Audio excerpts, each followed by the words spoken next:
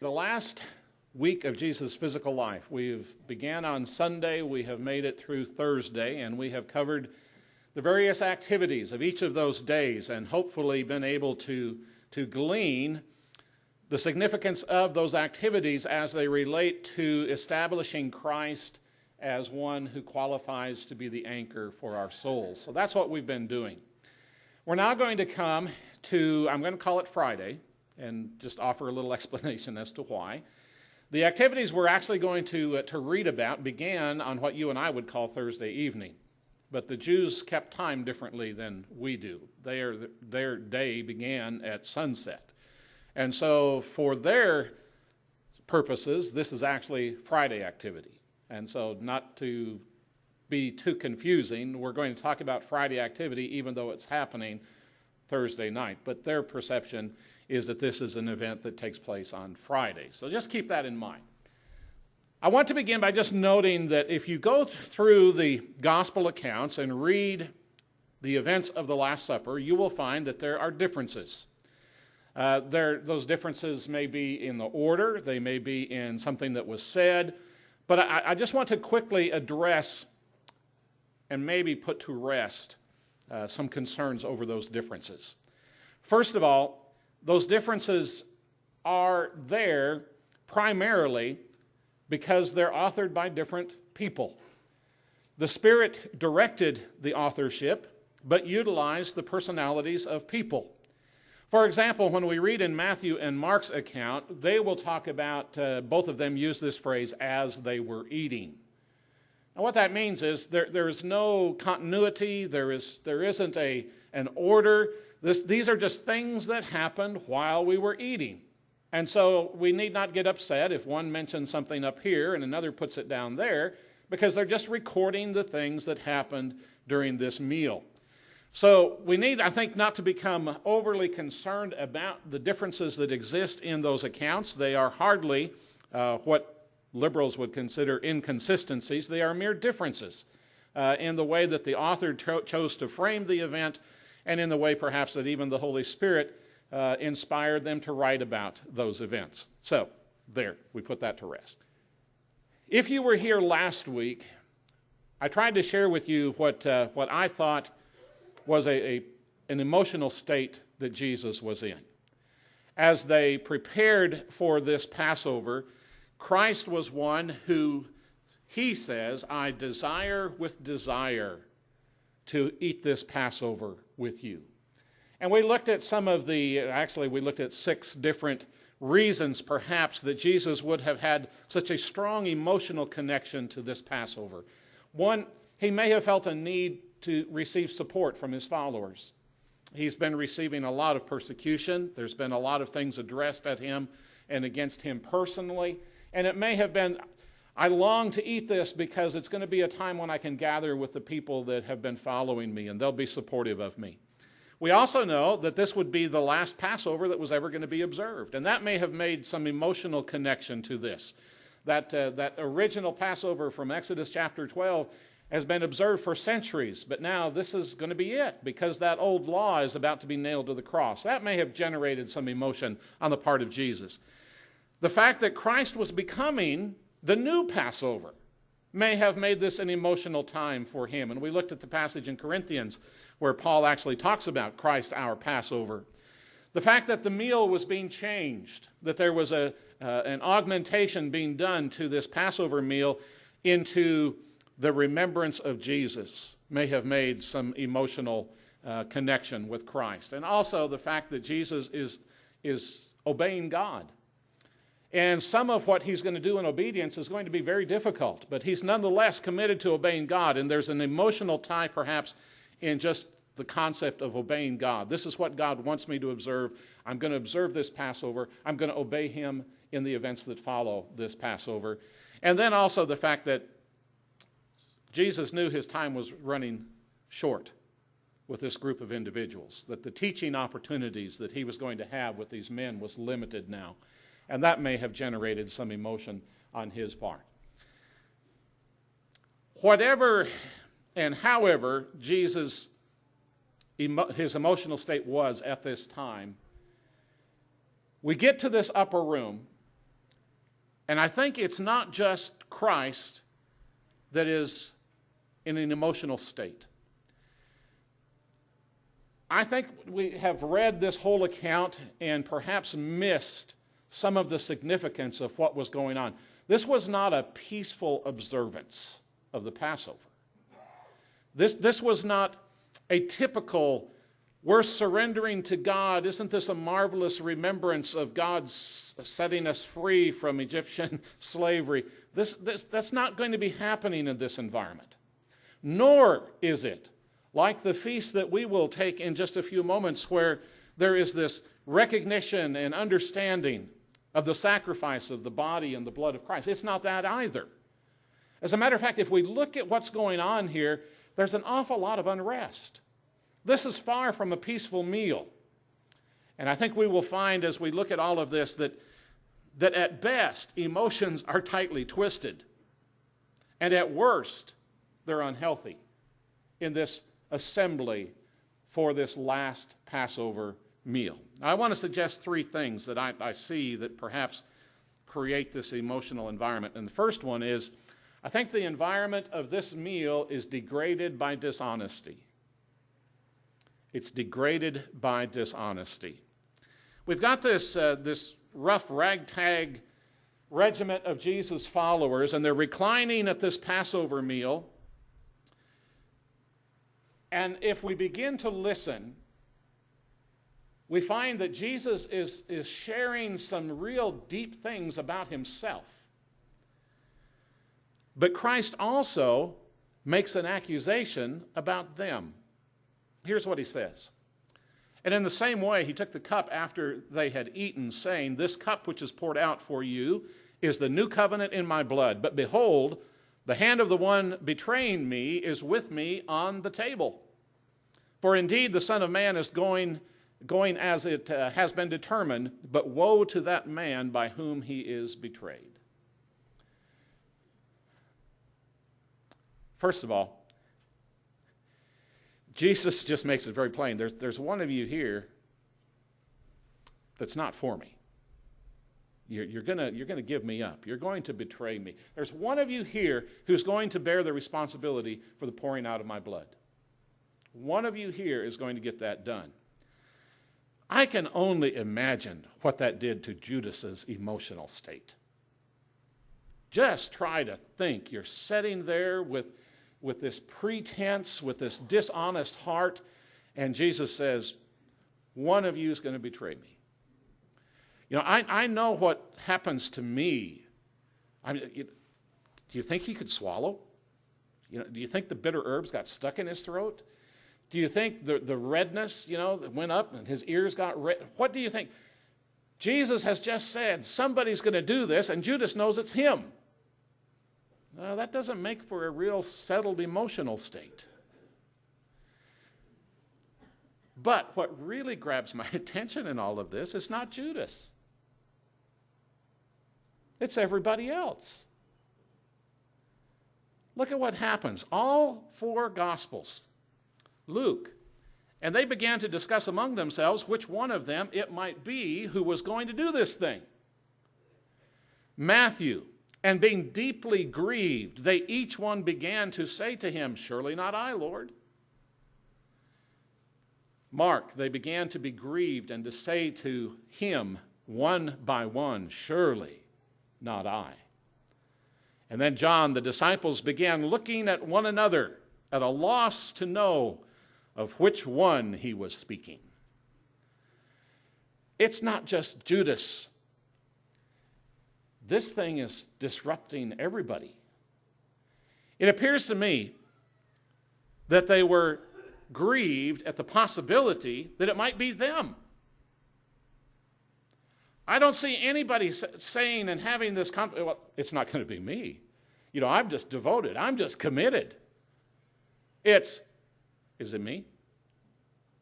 Who, me? Surely not me. But it's said with a question mark. It's not a statement. Did you notice each of those each of the text put it as a question? Surely not I. They all address Jesus with a question as opposed to a statement. They don't say, hey, it's not going to be me. I'm with you 100%. Now I know Peter kind of gets out there, but the Lord takes care of that one too. But there's question in their minds, and I think that's significance. And then he said, and then the John's account says that they began to cast a suspicious eye on each other. So they're processing, could it be me? Could it be me? Could it be you? Could it be you? Could it be you? And again, you just know what this is doing to the makeup of the emotions of these people sitting around this table. Judas knows it is him. Everybody else thinks it might be them. But if it's not me, it may be you. Yeah, this is a real peaceful setting, isn't it?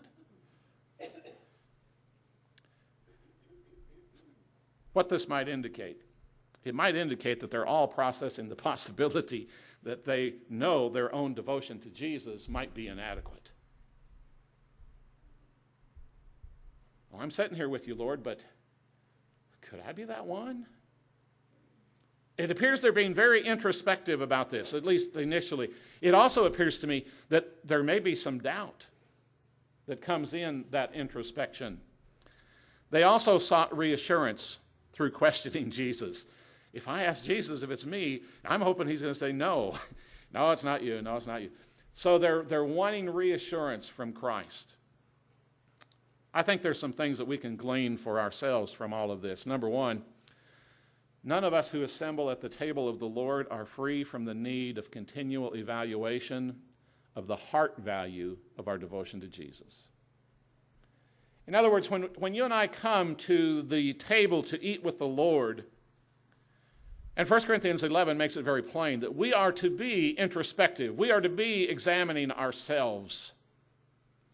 And the truth is, there's none of us who can trust our devotion level so perfectly, our heart value so perfectly, that we don't need to look inward when we eat this meal.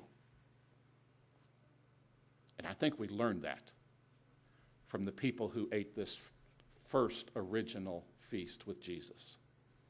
We need to be looking at self. Why? Because the Word of God is sharp, and it gets down to our thoughts and our motives. At any given Sunday, as we remember this sacrifice that Jesus made by this remembrance meal, any one of us may say, well, my actions were fairly decent this last week. But now then, let's judge thoughts and motives. Let's get introspective about things we thought, motives that we held, or that we wrestled with.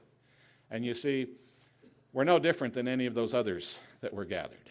Is it I, Lord? Is it I? Was my devotion good enough? Was I there for you? Was I what I needed to be? Also, I think the passage in Matthew chapter 15 where Jesus talks about the religious nature of some folks, and he says they honor me with their lips, but their heart is far from me. Lip service is a pretty easy part of religious service, of spiritual life. But heart service is much different. And I think we learned that in the response of the people around this supper. The atmosphere in the upper room reeks of dishonesty, but it also is poisoned by egotistical pride. And so, secondly, I want to suggest that it's defiled by dispute. It's defiled by dispute. One would think, here is Christ in his neediness, sharing his sensitivity about wanting this feast. One would think that most people would be able to pick up on, Jesus just isn't quite on his game. The time has come. He's needing something. But guess what? This group is not doing that. It's not there. There is no sensitivity towards any need that Christ might have. As a matter of fact, they're arguing. And the unique thing is what they choose to argue about. The preparations have been made. The feast has been prepared. So they don't have any Martha stuff going on. It's not a dispute between Martha and listening because everything's been prepared. So it's all ready. And here they sat in all its readiness. And what do they have? They don't have time to prepare. There's no diversion of their energies in preparation. So what they do is they start arguing with each other. But again, that probably should not surprise us too much, because that's something that they have been doing. What they should have done is not being verified in this upper room. The ecosystem in the upper room bore a stench of pollution, filling not the air but the hearts of the friends of Jesus.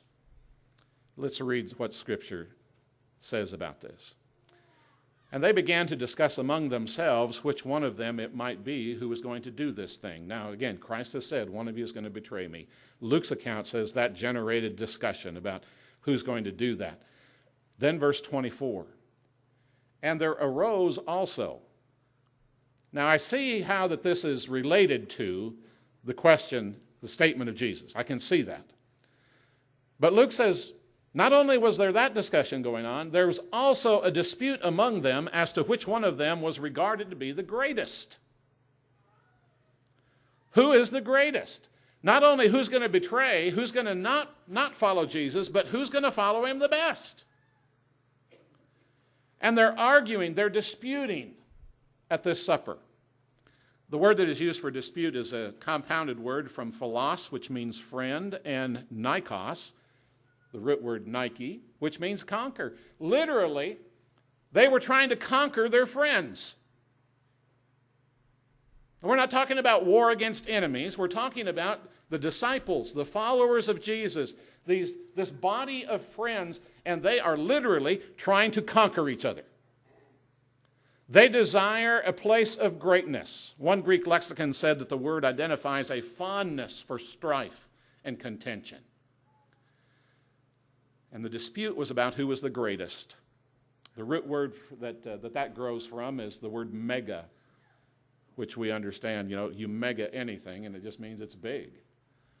So they wanted to know who was the biggest and who could be regarded as. That means who has the right to think. So what's really interesting is you break all this down. Here's Jesus with all of his emotional need. He has tried, I think, to reveal and share some of that with his followers. And they're wrapped up in disputing about who has the right to think they're the big shot. It doesn't even have to mean they were the big shot. Who has the right to think they are? Who can regard themselves as most important, as the greatest? That's what they're arguing about. Does that sound peaceful to you? Yeah. Whose voice should be heard? Whose opinion should be obeyed? Those are the kinds of things that are filling their minds. This greatest mentality has often presented a struggle to the disciples. Jesus has been transfigured. He comes back to the disciples. They meet up, and the disciples say, we ran into this demon, and we could not get rid of him. Jesus casts out the demon. And here's the discussion that takes place after that. And an argument arose among them as to which one of them might be the greatest. Okay? They couldn't cast out the demon. Jesus steps in. He does cast out the demon. And they're not worried about Jesus being the greatest. They're worried about who's the big shot among us. But Jesus, knowing what they were thinking in their heart, took a child and stood him by his side. And he said, whomever receives this child in my name receives me, and whoever receives me receives him who sent me. For he who is least among you, this is the one who is great. There's Jesus' formula for greatness. Is our longing to be great wrong? Don't know. I'm going to say no. Is the standard by which we seek greatness important? Absolutely. How did Jesus say, you get greatness? You get greatness by serving. You get greatness by humble service. So, you want to be great? You want to be big shot? Get after it, but do it God's way. Do it the way Christ outlined it. Another time, the disciples just approached Jesus, and they just, again, this is something that they're talking about, and they just point blank asked Jesus. At that time, the disciples came to him saying, "Who then is the greatest in the kingdom of heaven?" And what's Jesus do again? Brings the child again. You guys are not getting this. Listen, look, service. That's how you become great. And then who can forget the day that Mrs. Zebedee decided to go to bat for her two sons, who obviously were the greatest of the disciples in her opinion, and she thought they ought to be in Jesus' mind as well. And so she approaches and asks that they have a position of authority. And Jesus says to her, "What do you wish?" And she said, "Command that in your kingdom these two sons of mine may sit, one at your right and one at your left." But Jesus answered and said, "You do not know what you're asking for. Are you able to drink the cup that I am about to drink?" And they said to him, "We are able." And hearing this, the 10 became indignant with the two brothers. This upper room thing was not peaceful. All this baggage has been brought in, and it's rekindled, and the discussion is about who's the greatest. The idea here, the indignation that spread among them means they were greatly afflicted with grief, which is kind of an interesting way of looking at who's the greatest. Because what it seems to be is what produced their grief was the fact that someone else might be greater than them. In other words, they were grieved by this whole thing because somebody else might get the one up on me. And that was the source of their grief. That was the source of their indignation. Okay, we come back to the upper room. And we find in this upper room, Jesus forgoes any personal aspiration for finding support, and he sees this group. This group is not here to support me. They're not even here to watch me change this Passover. This group is here in dishonesty. This group is here in dispute. And Jesus thinks, it's just another time that I need to give grace and teach them some more. So what does Luke say happens? And he said to them, "The kings of the Gentiles lord it over them, and those who have authority over them are called benefactors. But not so with you. But let him who is the greatest among you become as the youngest." Remember the child? "Become as the youngest, and the leader as the servant. For who is greater, the one who reclines at the table or the one who serves? It is not the one who reclines at the table, but I am among you as the one who serves." Don't know what the timetable was. Sometime during this event in the upper room, the Son of God takes up a basin of water and a towel, and he goes around and begins to wash the feet of all of those disciples because everybody else was too good to do that. That's the reason. They'd made all the preparations except for the preparation of service. And Christ now says, "Hey, I'm among you as the servant." And at some point, he demonstrates that in those actions. What do we need to glean from all of this? I think eyes that stray from Jesus have a tendency to settle on ourselves.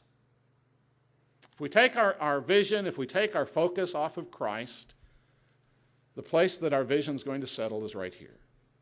And I think we learned that from the lives of these people in the upper room. They took their eyes off of the needs of Christ, off of the desires of Christ, off of the passion of Christ, and the only place else to look was here. And then they looked so strongly here that it all began to be an issue of, I hope I'm better than you are. I hope I'm considered greater than you. Any struggle that we might identify that we're having with others should maybe serve as a red flag warning that our eyes are off of Jesus. that we need to refocus on the things of Christ. I think we also learn here that greatness is everyone's human struggle.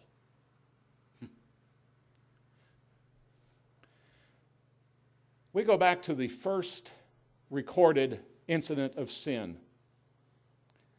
And what we find is that Satan, the lover of sin, approaches creatures God had created in sinlessness.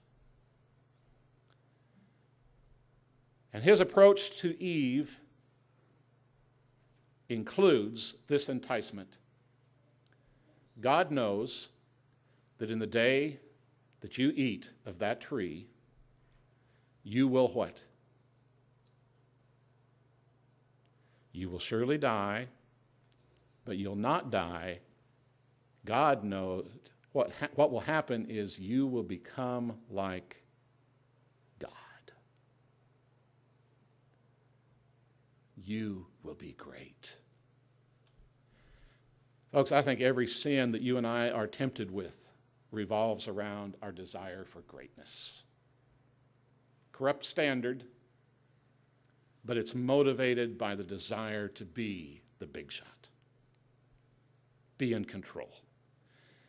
Be the quarterback rather than the receiver. Be the one calling the play rather than the one who just is faithful in being where I need to be. So, this atmosphere in the upper room, disputing, people living with some level of dishonesty, but there also seems to be in this upper room a great divergence of devotion. In other words, people are at different places. The activity in this upper room is a perfect example of the great fluctuations that exist within our spiritual devotion as a follower of Jesus. In other words, you and I have highs and low moments. We have moments when everything's clicking. As we've been studying in our Psalms, that's those moments of orientation when everything is right in our world and we praise God and all things are good, right with this world. But then we also have moments of disorientation when things go wrong and we don't take any responsibility. The lament Psalms that we looked at, first of all, blame God. God, if you just would open up, if you just look at what's going on down here, you'd realize you need to deliver me. And we have those moments. And then we have the moments of reorientation where we begin to process, I'm kind of the main player in this mess. And then there's that new orientation, stepping into spirituality that we've not even imagined was possible. So there's the reality for all of us. There's this divergence of devotion, and it's present in the upper room.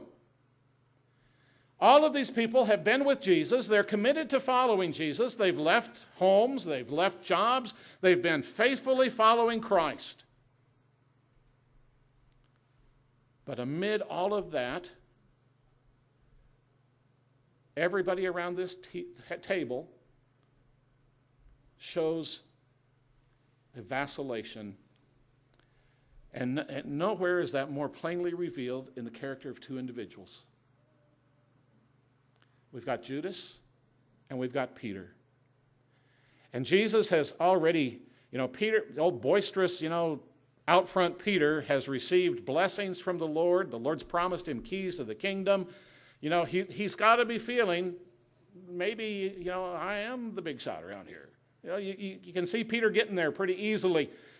But what we find in these two examples is this great divergence of spiritual walk.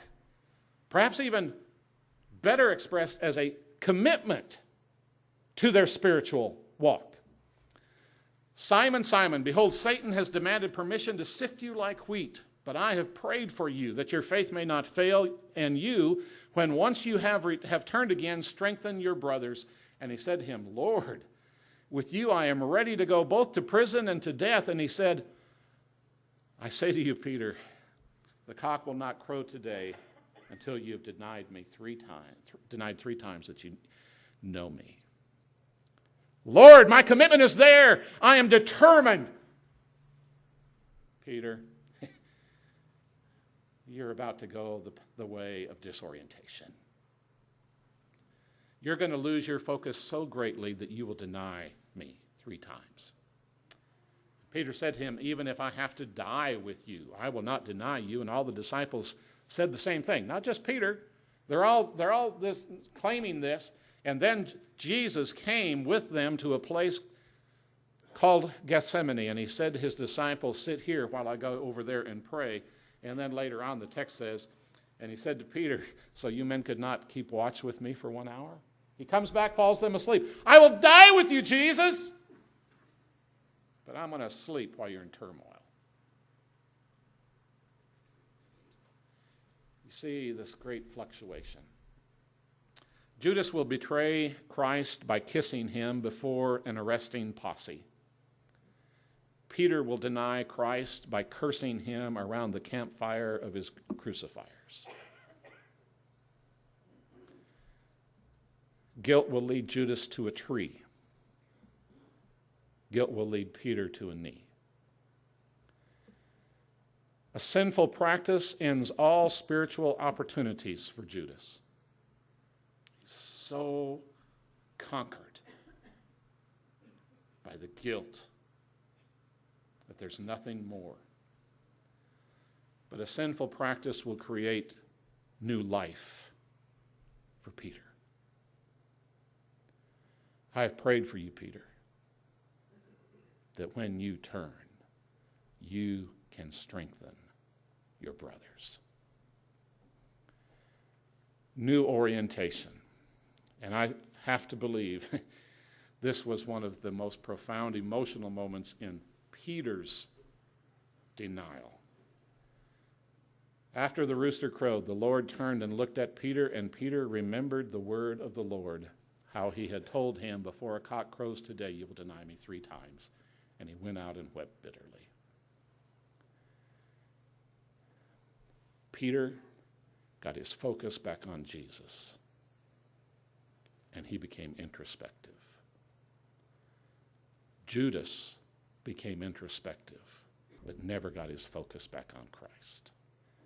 What we can glean: turning away from Jesus is a possibility for all of us. It probably is more an issue of when than if. Where that desertion leads depends more upon desire than personal power and strength. When I desert, what am I going to do? When I leave, what am I going to do? When I depart from Christ, what will my actions be?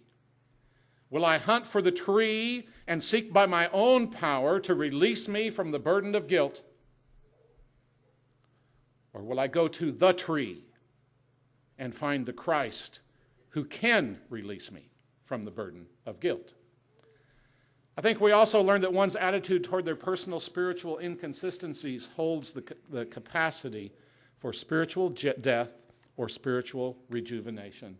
My attitude toward my sinfulness may well determine my spiritual path. I can choose rejuvenation or I can choose death. The study book that the Tuesday night ladies class is using, this is a quote from the gal who wrote that book: sorrow either pushes us toward hope or abandons us in anger. Turmoil either pushes us towards hope. Sinfulness, sorrow over our sinfulness, either pushes us towards hope or it deserts us in anger.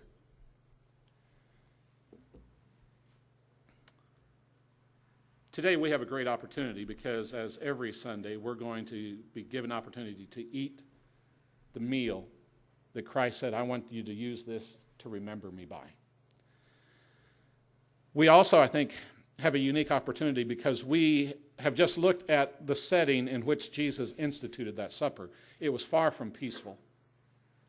There was an awful lot of corruption, dishonesty, disputing that was going on in that upper room. We sit here today in all of our divergence, being at different places perhaps spiritually. But we have the benefit of being able to look at that upper room and to learn from what happened there. And so we have the opportunity today to eat this meal with Christ in a far different fashion than what it was originally eaten. We can process it with honesty. We can look at ourselves. We can evaluate where we are. We can be at peace with each other. We can put to rest the desire to be top dog. We can take that desire for greatness and we can say, you know what, that does not serve Christ. That serves me. I'm going to set that aside. I'm going to use this meal time as a time to remember how much I need to set that aside. And we also then have the great opportunity in this supper to renew ourselves spiritually. We can do what Peter did.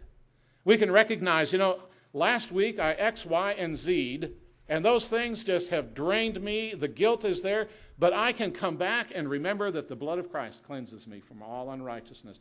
And so I can desire for that blood to do that. And we can have that today as we share this supper.